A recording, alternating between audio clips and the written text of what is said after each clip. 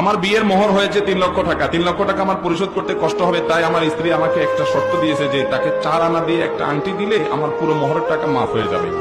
দয়া করে একটু বলবেন। বাহ, বহুত ভালো বউ পাইছেন, আপনার কপাল আছে ভাই।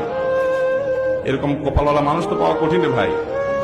আল্লাহ তাআলা কোরআনে কারীমে বলেছেন, তোমরা মেয়েদের মোহর পরিশোধ করে দেবে, তাদের প্রাপ্য অধিকার।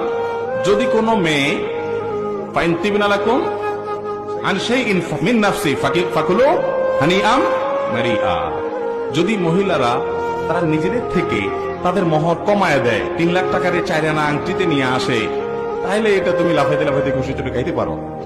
অর্থাৎ এটা তুমি খুশি হয়ে খাইতে পারো।